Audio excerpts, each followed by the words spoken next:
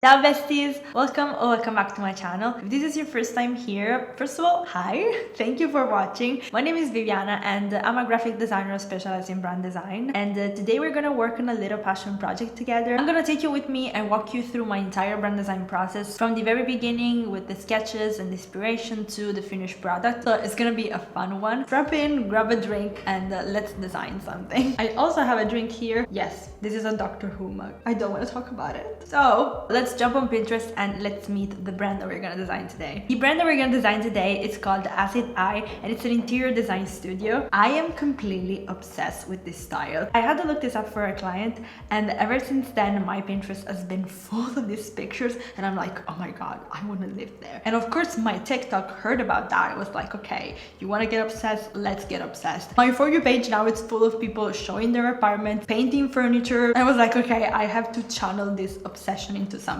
So this is where we're gonna design today. This interior design studio is for people who like color, first of all, obviously, and people who like maximalism with a touch of vintage. As you can see here, there's a lot of retro inspiration, especially with the type. And let's start with that actually. For the typography, I want to draw inspiration from 70s type, you know, the really bold and editorial type. I realized that I draw inspiration from the 70s and the 60s a lot, but it's something that I really love, even just outside of design. There is a picture that I use as inspiration for my last project here in this channel, but you know, I'm gonna take a different approach with this today. I really want to go in and manipulate the type and really have fun with it. If this is your first time watching, I manipulate type. It's kind of my thing and I just love doing that. I think this is a perfect project to go in. But then, as you're seeing, there's also something else. I don't just want to play with the type. I also want to try to do some illustration. Now, the style that you're seeing is what I want to go for. This is kind of a popular style. Like, you've seen this style, you know it, but I personally have never done it. I'm not really that good at illustrations. My specialty is type. So usually I'm a little bit hesitant when it comes to illustrations, but I feel like this style is something that I could get into because, you know, these shapes are a little fun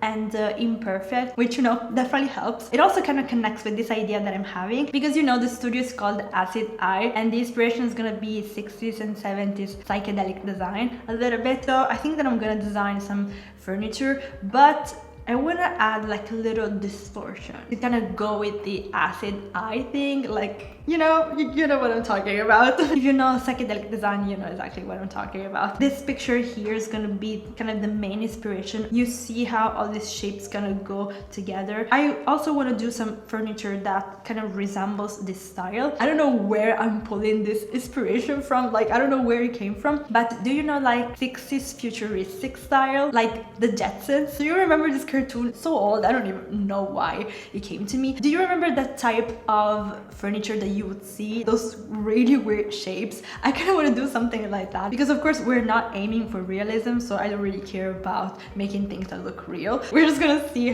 what happens. So this was the original inspiration, but I did create a mood board to kind of pull the vision together and you know, make the concept a little bit more clear. There's a lot of color. I am aware that there's a lot of colors. Usually you don't use these many colors. I don't think I've ever done that, but since I want to do a lot of illustrations and I want them to have contrasting colors and just have fun with them, I think this palette is very cute. I'm so excited to start designing. Okay, let's just start. I keep saying I'm so excited, but let's go. I picked out a few fonts that we're going to choose from and let's start with the first one. The first one is called Randall and it's by Brandon Nickerson. I love his fonts. I own so many of them and go and check him out because he's so great. And this font is amazing. I love that detail on the A. I think that we could have a lot of fun playing with this type. The second one is called Cooper Nouveau and I have to be honest, I love this font. I really do. And it's the same font used in this inspiration photo here. I'm a little biased maybe, but I truly love this font. I think it's perfect. I think it's 70s, but I think it's fun. The third font is called Gardez and it's available on Adobe Fonts. I love the A, like it's insane, but I love it. Maybe it's not too 70s. I don't know, it kind of gives me like tropical vibes. I don't know, maybe it's the name. Maybe it's not the perfect fit. And then we have Interland. I love this, honestly. But maybe this eye I don't really like it. It kind of looks like an R. It's kind of hard to pick, but I think that my heart already made this choice. I just love Cover Nouveau so much, so we're just gonna get rid of everything. I also chose some secondary fonts because this font is a little bit too much, so of course we have to choose secondary fonts. This font here is called Polena and it's available on Adobe Fonts. I think it's so cool because it has like a little bit of a texture and I love this. I think this would match really well with the style of illustration that I want to do, but I think it's not gonna be too coherent with this font here. I don't know, they have like different curves, so I don't know. And then we have Neue Kabel. This font is also very 70s, 80s, very popular right now. I think that maybe like for studio this would be great, like it does feel coherent to the logo, so I think that this is gonna be the winning combo. And this is the color palette as I told you. Okay, let's start with the logo. I think let's take a sip before starting because this is gonna be a long video. First of all, let's check the glyphs for this font. I like the A like this, so we're not gonna change it. Okay, no glyphs here, so let me check the entire font and see if there's a cool glyph that I can use to manipulate the type. Okay, so I found this K, which is pretty cool, and I think that we could use this tail here to kind of manipulate the D. So let's start manipulating this typography. If you're wondering what I'm using a Wacom Intuos S. It's a graphic tablet and I absolutely love it. I think it's essential for me to manipulate typography. This video is not sponsored by Wacom, by the way. I wish. Okay, so let's figure out the composition first. I think I want to just move this kind of here, but let's start with the D because I think that after we do that the composition is gonna come together. When I manipulate type, I always like to use other letters from the font to manipulate the type because I think that it's the best way to keep the consistency. When you manipulate type, there's always a risk of making things a little bit too extra or too different from the other letters, so it doesn't really look cohesive. So I'm grabbing the pencil tool, I'm just getting rid of the rest of the letters. So we have the tail.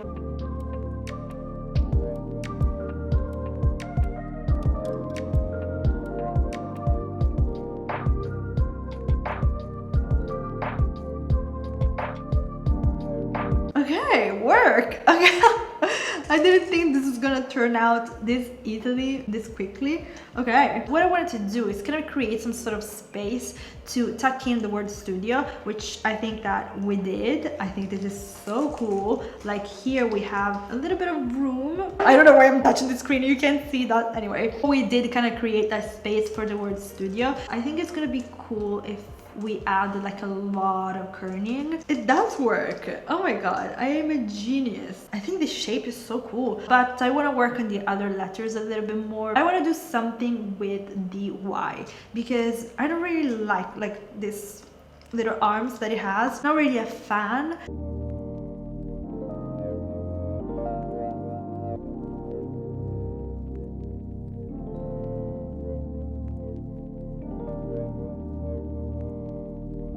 Of course, you know, the Y is going on the E and you can't really see it anymore. So I think we're gonna use the offset path tool. Let's try 1.5. I'm so sorry that these settings are all in Italian, but you guys, I'm Italian, so I'm not gonna change the settings of the entire software for this. I love you guys, but not that much. Okay, this is where we're at. Just want to quickly round up the edges on the letters. I think we're done, you guys. Oh my god, this was very fast just because this font is so cool and it has like a lot of amazing shapes that you can use. It's not that easy usually. What I want to do now is add just tiny bit of an effect because, you know, acid eye distortion, we have talked about this, so I think we're gonna use like some effects, you know, just a tiny bit, not too much. Okay, so the last thing that I want to do is add a little bit of texture. This is kind of a trick that I came up with, and I'm not saying that I invented it, but I just came up with it on my own and I've seen other people use it now. So let's go on effect,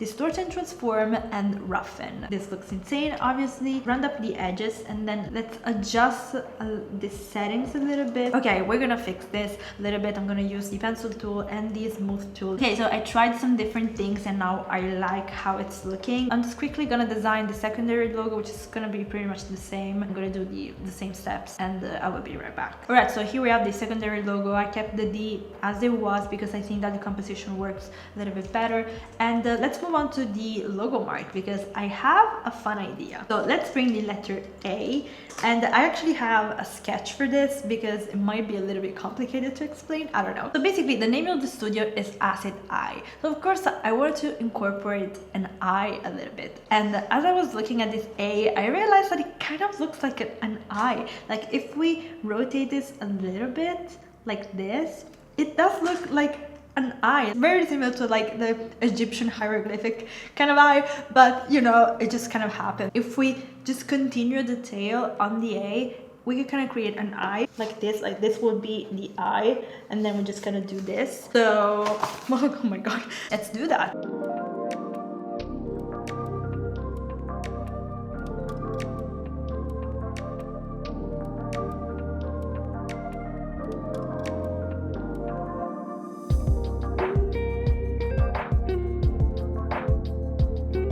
I kind of played a little bit more with the width of the shape and I got rid a little bit of that texture. Kind of looks like a stamp. This is the logo suite, but now let's try it with the colors because that is the most fun part. Okay, I think that these colors look so cool. I think the palette is gonna be very fun, especially with the illustration. And speaking of, I think we should just move on to that because there's a lot to do. I have a lot of subjects in mind, so let's just go to that. We are done with the logo suite. All right, so we're gonna use some ISPO picture to kind of trace the outline of the illustrations, but then we're gonna just do our thing. I'm always like very anxious to do this because I feel like I'm a cheater or something, but then I remember that even like actual illustrators use ISPO pictures to trace their image, which is fine. It's okay. We're gonna take one of these couches and just trace the outline. As I said, I'm gonna use the pen tool, which is a tool that I don't use very often, but I think this is the best tool in this case. So let's just quickly do this.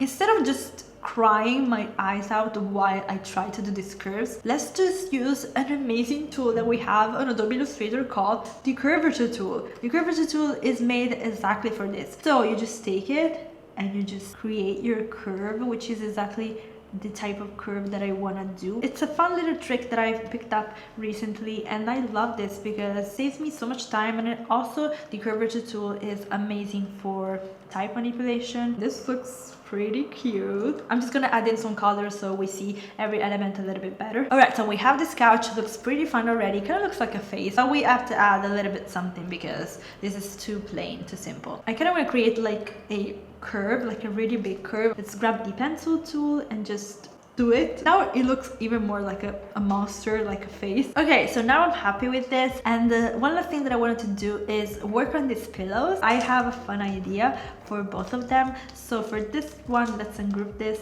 I just want to add an effect. I think we're gonna add like something like this. Okay, it kind of looks like an eye. Let's do effect, distort and transform, and pucker and bloat. It's really hard to remember like the settings also in English. Kind of create a flower, but a different flower. Let's create like an actual flower. Merge everything. This is a pretty cute flower already, but I think we're gonna have to add a little bit of an effect, like maybe like this. Okay, so I have a lot more subjects and furniture and plants and other things that I want to do, so I will work on that and I will see you later because it's definitely gonna take me a long time. Okay, here we have everything. I am obsessed. Like, I love this style so much. We have some plants, we have some lamps, we have a drawer, a mirror, a chair. As you can see, like especially in this chair here, there's like that inspo that I was talking about, like futuristic 60s Jetsons. All right, so now that we have all the illustrations ready, I kind of want to make a pattern, but I also want to add that distortion that I was talking about. So I want all the shapes to kind of go in together and kind of create like a shape of their own all together.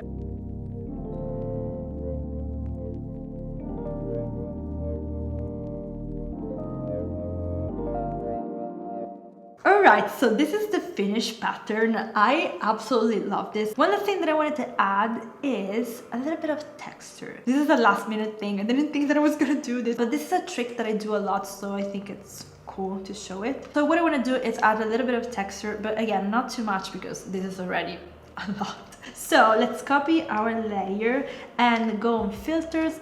And let's look at the effects. Okay, it's already here because I use this so much. This is called rough pastels, I think. And as you can see here, it kind of looks like an offset print effect, but I don't want it to be too much. So that's why I copied the layer. And I'm just turning down the opacity just a little bit. I think it looks great. So I'm just gonna merge the two, pressing Ctrl E, which is very useful shortcut. I think we're done. Oh my God. I'm obviously gonna work on other assets, put together a little presentation or something. So our project is complete. I am honestly so excited. I have to admit, I was in a little bit of a creative block, and this project really pushed me out of it because I had so much fun. This project is probably one of my favorites that I've done in a while, so I'm really happy that, you know, I got to share with you guys. And let's see the finished product. Let me present you Acid Eye.